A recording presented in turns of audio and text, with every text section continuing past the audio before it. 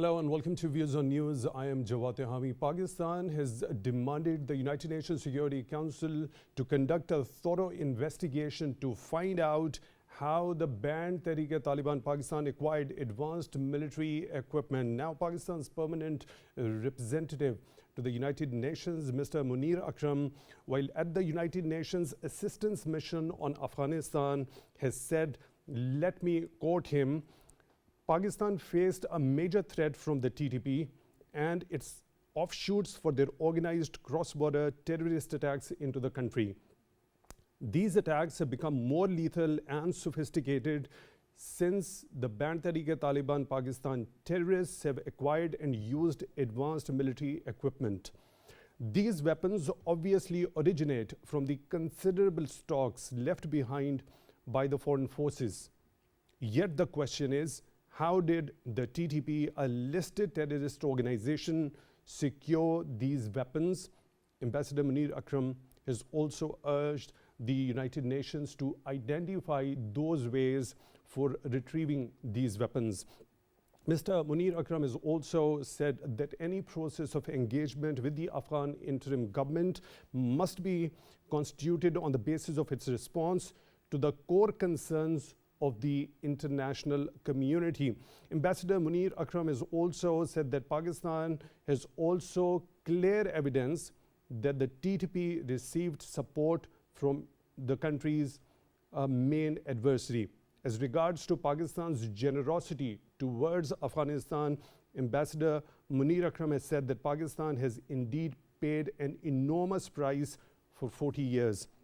He has also said that the current plan to repatriate illegal foreigners was an unavoidable compulsion on Pakistan arising from a legitimate security, economic and social concerns. He has also urged the United Nations Security Council to adopt a comprehensive, long-term and a holistic and realistic roadmap for Afghanistan's normalization.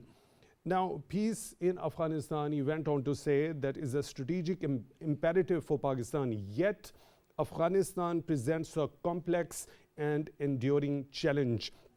Now, earlier, the 17th report of the Secretary General of the United Nations on threat posed by ISIL to international peace and security had stated, let me quote that, regional member states reported that NATO-caliber weapons typically associated with the former Afghan National Defense and Security Forces were being transferred to ISIL Khorasan by groups affiliated with Taliban and Al-Qaeda, such as Tehrik-e-Taliban Pakistan and ETIM, unquote.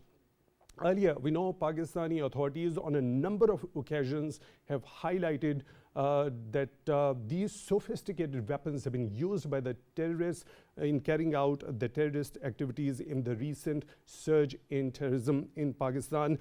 However, on the other side, the Afghan de facto authorities have reportedly claimed that all these weapons and the equipment are well preserved.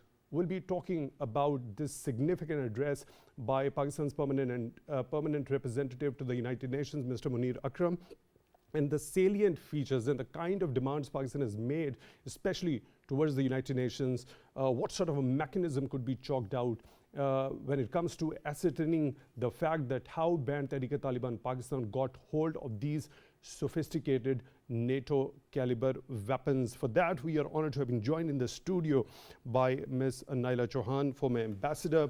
Ms. Chohan, thank you very much for your time, for being with us on the show tonight. Really appreciate that. On Skype at the same time, we are honored to have been joined by Brigadier retired Rashid Wali Janjua, senior analyst. Brigadier Janjua, thank you very much for your time, for being with us on Views on News tonight. We really appreciate that.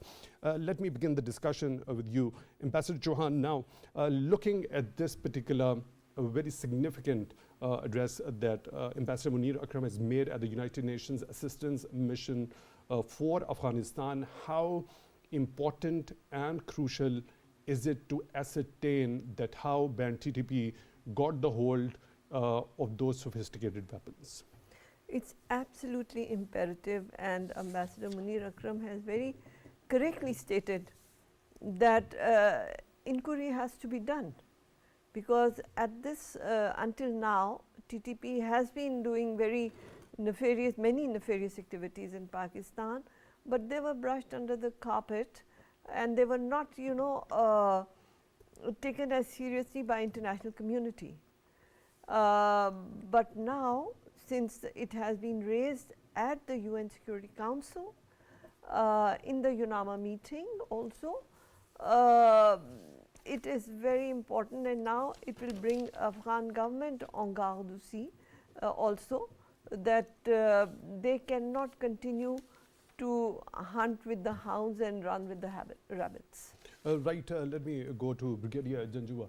Now, Brigadier Janjua, how important and crucial is it to ascertain the fact that how banned Tehrik-e-Taliban Pakistan acquired these sophisticated NATO caliber weapons? You see, it was a veritable mess in Afghanistan. We all know that the precipitate withdrawal of United States resulted in a vacuum. The TTA took over Kabul very quickly, and interim Afghan government that they formed, that was not in complete control of the whole Afghanistan as they claimed. And as we know, there were armed caches and dumps that were left behind. And we are cognizant of the fact that there was 250,000 strong Afghan National and Defense Security Force, which just melted into thin air. Now, where did they all go?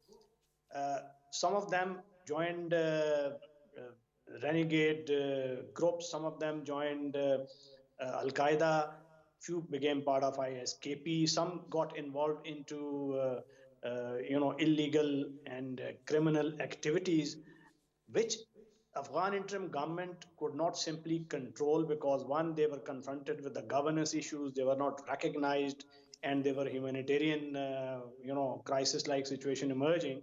So all told, and then they were all not very serious. Afghan interim government did not think that these elements like TTP that constitute a real and present danger to a neighboring country is of much threat to them. So therein lies the rub.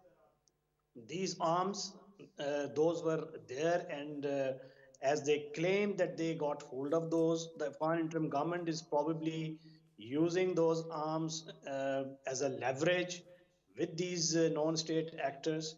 And it's also, I believe, in the process of selling those arms, because there's a conflict economy that continued ever since the Americans have left. Afghanistan has not become a stable economy, and I think those arms are being funneled to these non-state actors, who in turn are, earning profits through their illegal activities. So this is a vicious circle. And once those arms find themselves in the hands of groups like TTP, those are used against Pakistan. There is M4 assault rifle, sniper rifles, M16, very stable firing platform, night vision devices, and other sophisticated equipment which has fallen into their hands. And the tangible proof has been given to Afghan interim government many a times, but they other than mollifying Pakistan, they have not come up with a strong and concrete action plan. And they, sometime back, there was an attack on Kunar, and when Pakistan protested, they said we got hold of 200 TTP criminals, but in actual fact, those were normal criminals, and later they were let free. So this is the kind of nonchalant attitude, and I think Pakistan needs to adopt a very firm and firm engagement strategy with Afghan interim government. Right, Brigadier Janjua, now when the international troops were withdrawing from the war-ravaged Afghanistan, ideally, when it comes to dealing with these sophisticated weapons, what should ideally be the situation? Does it normally or naturally become difficult for the withdrawing troops to take back all those weapons and equipment with them when they are withdrawing from that particular territory? I think had the withdrawal plan gone as per a proper process, and that would have been ensured that they don't leave any equipment behind. But I think it was a very quick withdrawal and very irresponsible withdrawal.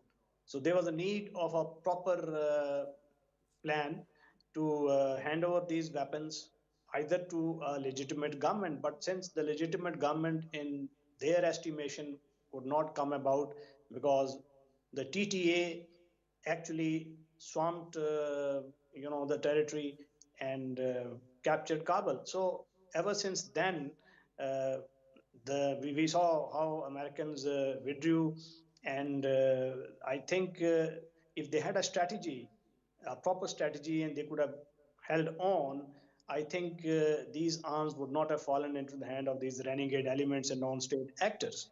I think they owe a lot of explanation to all of us as to how they left behind these arms.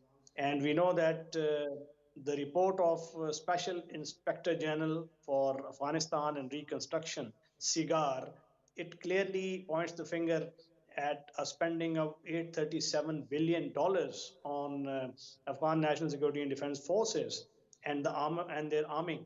So that armament, that training, that just vanished in thin air, and the weapons that are now in the hands of renegade elements and non-state actors, those are proving a menace for the entire region.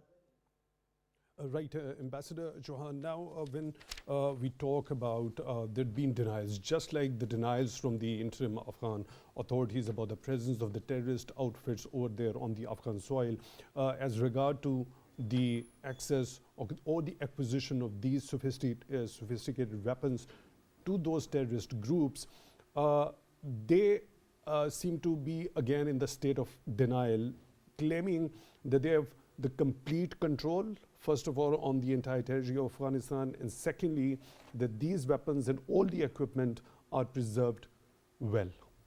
So what do you think that carries any sort of a weight or truth with itself when they claim that these are well preserved and the terrorist outfits don't have any access to it? That's a very pertinent question, because this is what Munir Akram also has asked at the UN, that if they claim that their weapons left were well preserved, how come a listed terrorist organization got its hands on it? So evidently there is a hypocrisy there.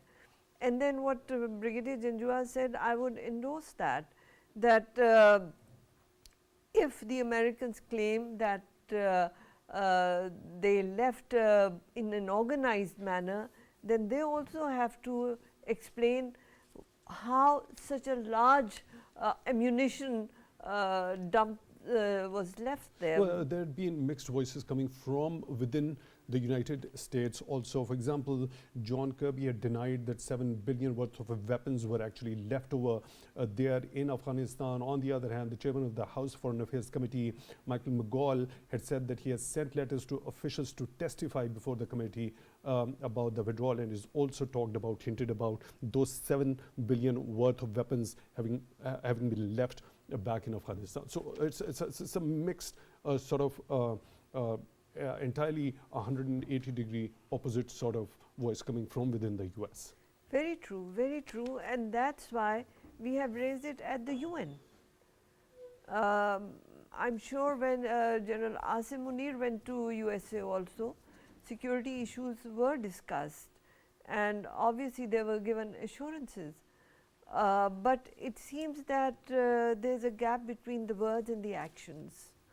So now UN has to look into it, that how come TTP has access to all these latest weaponry, and that they are continuously doing terrorist activities in Pakistan. We are having, every day we are having losses, and the worst is that we have always supported Afghan interim government in a diplomatic manner.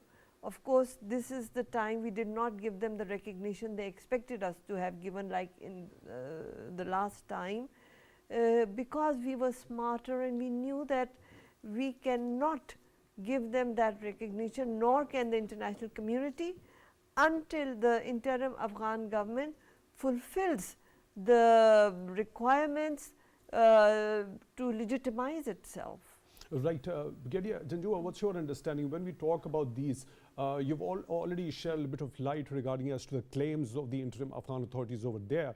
What about their claims specifically as regard to the acquisition of these sophisticated weapons by various terrorist groups? Do you think it contains any sort of a weight or a truth with itself when they claim that all these weapons and equipment are well preserved? I think it's all dissembling and prevarication on their part. They're not being truthful when they say that the weapons are under their control and none of the weapons is finding way with the TTP like elements. You see, we have clear, tangible proofs. Those weapons have been found, captured on the dead bodies and the captured terrorists, and the weapons are on display in our field formations, which are fighting these terrorists. These M4 rifles, M16 rifles, NVDs with the US imprimatur on them, those are clearly on display. Anyone can visit a field formation and see for themselves. So there's a clear, concrete proof. How can they deny that? Why are they doing that? That is the biggest question. You see, whatever is happening in Afghanistan, and in Afghan interim government claims to be the sole authority, and the spiritual and the temporal leadership also stays with them in the shape of Mullah Hibdullah and the rest of the leadership, which is controlling the levers of the government from the Kabul. Now, how come under such a strict control there are elements which are defying the writ of a government that claims to have complete sway over Afghanistan? Only one thing explains that: their lack of will and their ideological affinity with such groups, and they are perhaps covertly and tacitly helping them, arming them, and using them as a leverage against the neighboring countries. But this is a very negative kind of a leverage that they are using, and probably they are overestimating their relevance to the international community and the neighboring countries. Because as Please go ahead. if there is Please go ahead. if Please go. if there's any solution to this issue, that's got to come primarily from a regional solution. And the regional countries, inclusive Russia, China, India, Iran, Pakistan, and Central Asian states, they are all cognizant of the reality that Afghan situation has to stabilize before a recognition has to be accorded. And the SCO has also taken a decision that a decision would be taken by consensus in SCO about recognition. So if this is the state with the regional countries, how would the world recognize Afghan interim government? So it is for them to understand and realize the implications of their irresponsibility and the need to control those non-state actors whose activity is resulting into terrorism. Because you see, leave aside American arms, there is a whole ecosystem of illegal acquisition of arms, selling of arms. There's a marketplace, and this area, Afghanistan and the newly merged districts, they were awash with arms. We know that there was a culture of carrying arms. And even in our newly merged district, there used to be a concept known as Qaumi Aslaha. Every tribe used to have a cache of arms. So thankfully, due to our counter insurgency and counter-terrorism operations, those areas have been sanitized of such caches. So in Pakistan's newly merged districts, none of those dumps exist, but the same culture still prevails in Afghanistan. Nobody knows who is doing what, how they are earning their keep, and how they are using that ill-gotten money to buy and put arms. Maybe ISKP and Al-Qaeda and other TTP-like elements, they are engaged into narco smuggling, and they are also being given financial sustenance by those who have imposed a kind of a proxy warfare, that is India. I'll not mince my words. So when the money finds its way with such elements, they can always go back And therein comes the role of Afghan interim government. Why is that money being used to, purchase arms, which should be in the custody of Afghan interim government? And anything that happens on the soil of Afghanistan is the responsibility, as per the UN resolutions, of Afghanistan interim government to have a complete control on, so that no destabilization is exported outwardly. Right, Brigadier Janjua, now I'll come back to you to take your deeper understanding with these sort of denials by the interim Afghan authorities.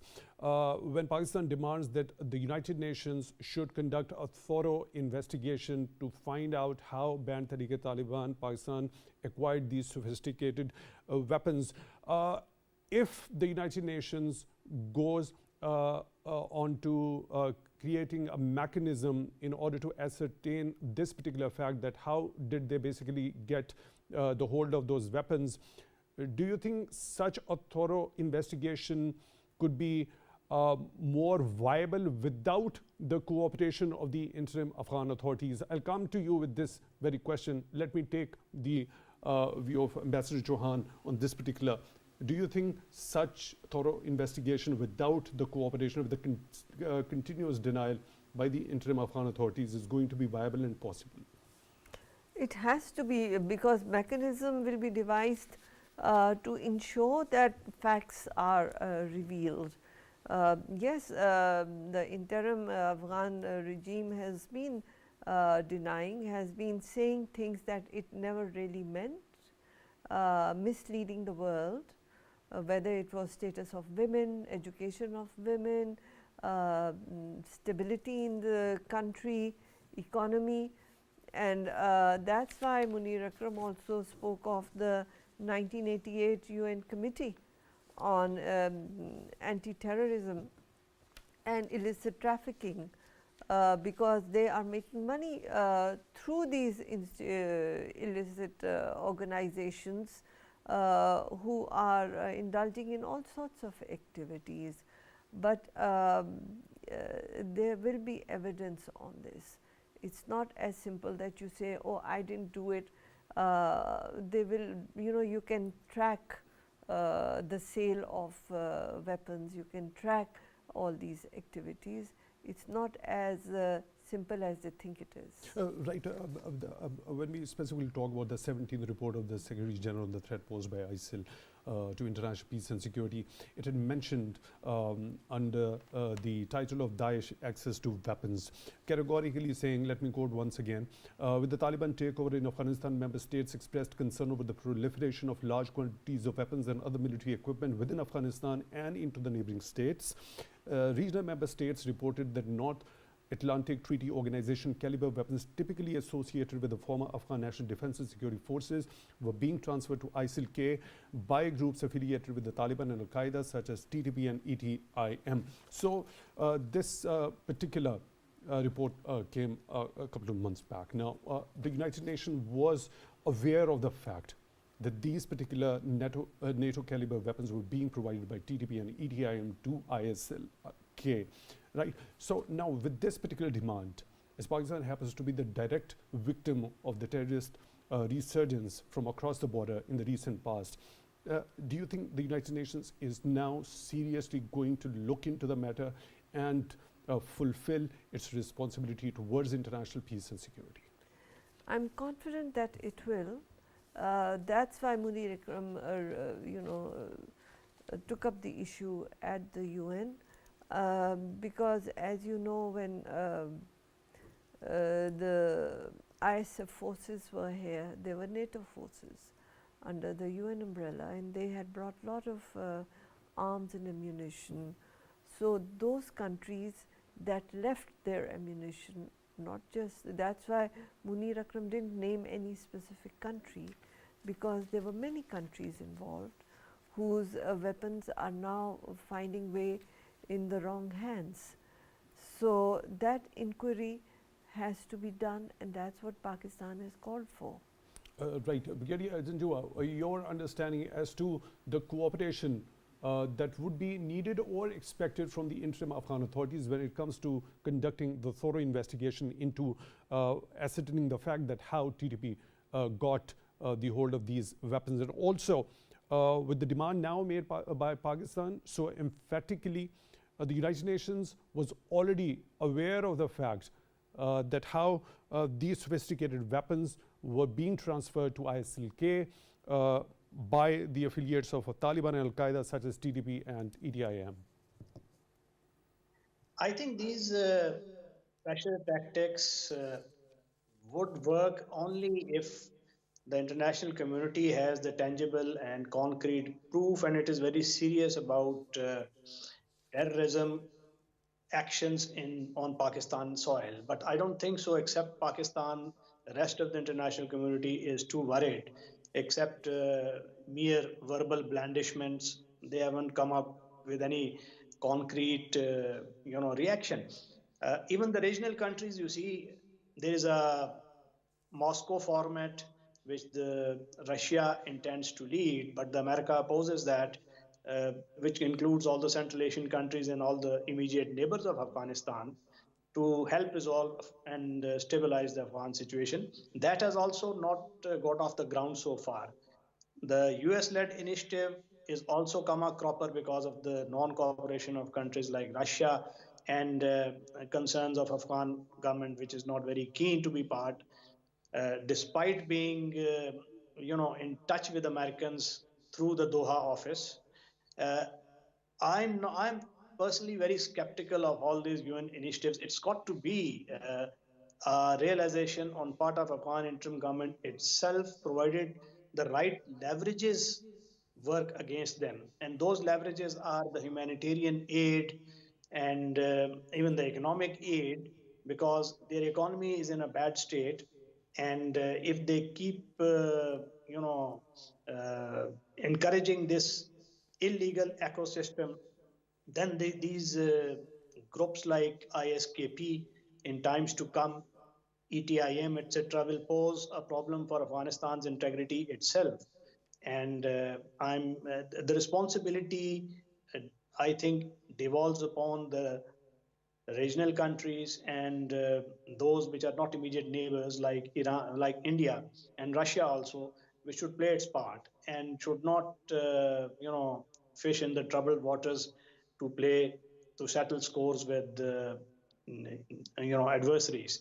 So the responsibility on part of regional countries and the right leverages by the international community, that might do the trick, and a resolve on part of Pakistan's government to take all those measures that are necessary to do two things. One, to remain very aggressively engaged with the Afghan interim government and keep sensitizing them of the need to be responsible. And secondly, to take care of our own territory, sanitize the areas which are terror infested, institute a stronger cross-border mechanism, which the recent policy guidelines have already established. There is a need for coherence, consistency, and resolve in our policies, because it's going to be a long and messy war. There are no, silver bullets and quick solutions. We have to display the strategic patience while remaining engaged with the Afghan interim government, and at the same time going showing complete resolve in sticking to whatever decisions we have taken, and those include a single entry visa regime from Pak-Afghan border, uh, deportation of illegal migrants, and a complete blockade of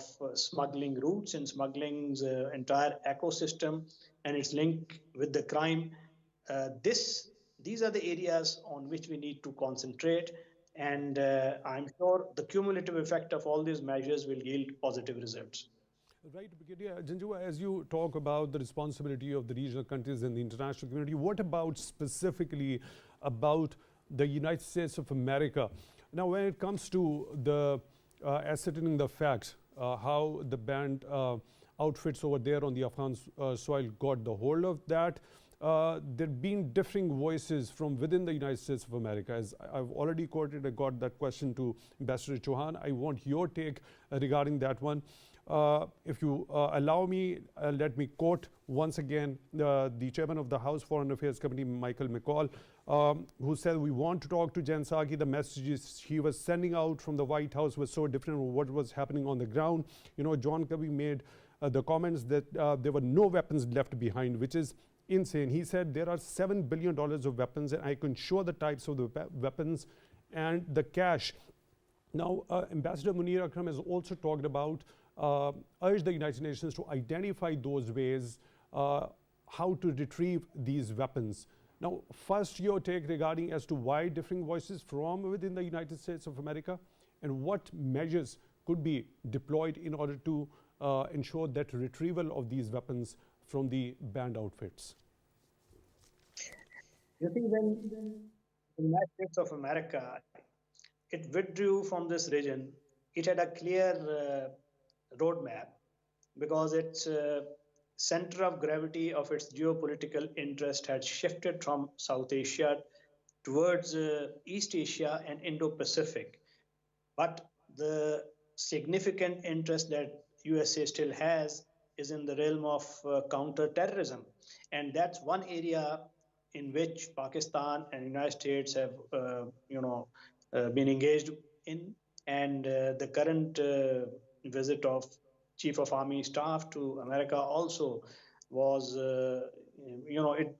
it was meant to discuss, amongst other things, the security situation in Afghanistan and its impact on Pakistan.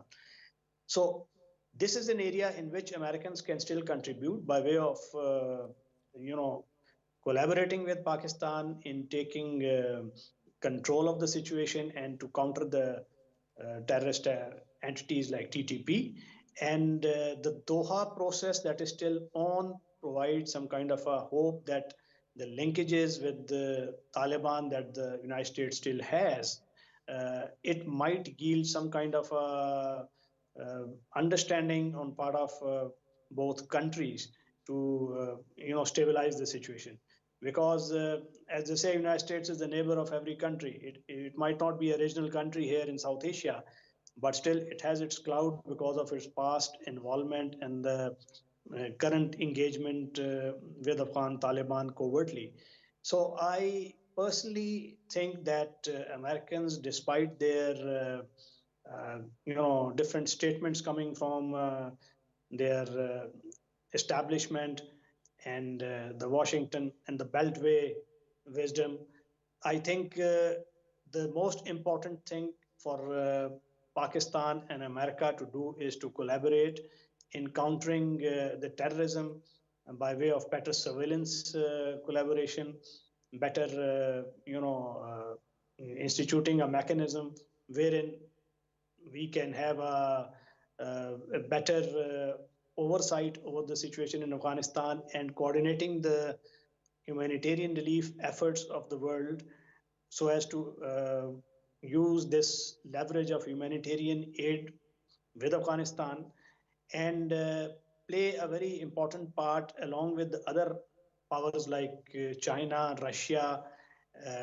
and the regional countries to insist on Afghan interim government to show more responsibility and take more responsibility for controlling the activities of terrorist entities that are operating with impunity from their soil. Right, Ambassador Chohan. Now, Ambassador Munir Akram in his address has also talked about the kind of generosity over the last 40 years Pakistan had towards Afghanistan. Now, he's also talked about the Secretary General's report that the Afghan interim authorities have further consolidated the control of Afghanistan across all spheres of governance and brought some modicum of stability in the country. As we all know, that interim Afghan authorities have also claimed to have brought in more stability in terms of economy, also getting more hold of the territory and making the security better overall.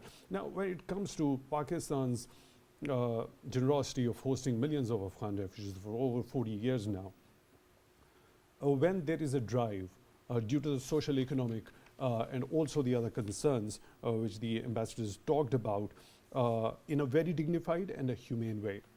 When the Afghan Taliban claim that the situation over there is better, so why don't they happily just take back all the Afghan refugees back to their country? That's a very good question. They have to be. It's their responsibility. They are their citizens, and Pakistan even now is hosting about 1.6 million who are registered PORs or who are holding the Afghan citizenship cards, and we are also holding on top of that about 700,000 that came after the interim Taliban government took over, and on top of it we have a large number of Afghans waiting in Pakistan for going to third country. Now, that is what he said in his speech also, that the third countries who had offered their generosity, let them now come forward and take these people, because they are neither here nor there. It is their responsibility. So, if they are the guardians of human rights, then they should protect the human rights of these people who are suffering waiting for visas. As regards Pakistan is concerned, we have acted with magnanimity, with dignity. We have not pushed them out, unlike if you see in many Western countries how the illegal immigrants are treated. We ensured their voluntary dignified return, and we have told the interim Afghan government that if their claims were true, then they have no reason to not accept these people, or else they should accept that they are a failure and they cannot assimilate these people there. That would be a different debate then. But given their claims, currently they are honor bound to receive their nationals and give them that integration in the Afghan society, in the Afghan economy. Right, so talking about specifically about their claims, if they hold any sort of truth with themselves. Now, Ambassador Munir Akram has talked about his hint towards this particular Secretary General's report that the Afghan interim authorities have further consolidated their control of Afghanistan across all spheres of governance and brought some modicum stability in the country also. So, do you think that resonates with the claim, this particular report of the Secretary General, with the claims of the Afghan authorities? Or yes, it does, and then Munir Akram also said that we can see that like drug trafficking has reduced, the interim Afghan government has a larger control of the territory of Afghanistan. So, yes, there are positive indicators. So, they should naturally be, in that sort of a scenario, they should naturally be taking the Afghan refugees back to their country. Exactly. Right. Let me take Brigadier Janjua's take on this particular thing. Don't you think they should, the interim Afghan authorities should be happily taking back all the Afghan refugees? Pakistan had been showing generosity towards for the last 40 years, especially given the fact that they claim now that they have got better economy in running, and they've got better security, and they've also got a good grip of the governance there. Ideally, they should, because they've been claiming that everything is honky-dory in Afghanistan. But there are two maladies that they suffer from. One is the cognitive dissonance, the contradiction between the reality and what they claim to be truth. They are giving the impression of stability, control, whereas the actual situation is that Afghanistan is bedeviled with a very adverse economic situation and adverse law and order situation. So that's the reality. Second malady is the age-old irredentism that all Afghan governments in the past have been prone to, and Taliban, Afghan interim government cannot possibly display any flexibility on that score. So once we say that we institute greater border controls, institute a visa and passport regime, and we deport all the migrants which came without any documents, there's a pushback from Afghan interim government. So ironically, why is this pushback? And it is because they are also accruing rents out of the illegal activities that these illegal migrants are involved with. They have bought properties here, they are doing illegal business, and some of the rents are being plowed back and given to the Afghan interim government members.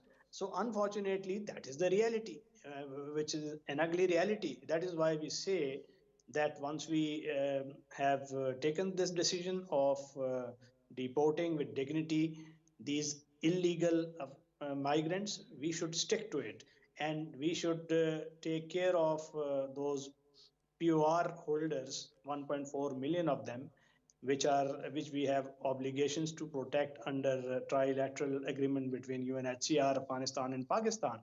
And there's yet another category of zero point 0.7 million which came after 2021, and those came in the garb of resettlement. Now, countries like Canada, UK, and United States, they promise something like, I think, zero point 0.1 million to be resettled. Out of them, 58,000 have already gone, 48,000 are in the process of applying. And out of this zero point 0.7 million, there is a vast majority that does not fulfill the criterion of resettlement. So that is therein lies the rub. Now we are saddled with that category as well, and our resources are being expended despite our own economic difficulties. We are hosting them, and international community has to be aware of these problems of Pakistan Right. that are. Right, Brigadier retired Rashid Wali Janjua, senior analyst. Thank you very much for being with us on the show tonight, joining us through Skype. In the studio, we were honored to have been joined by Ambassador Naela Chohan, former ambassador. Thank you very much for your time also for being with us on the show tonight. Really appreciate that. With that, we come to the end of today's episode. Till the next one, take good care of yourselves.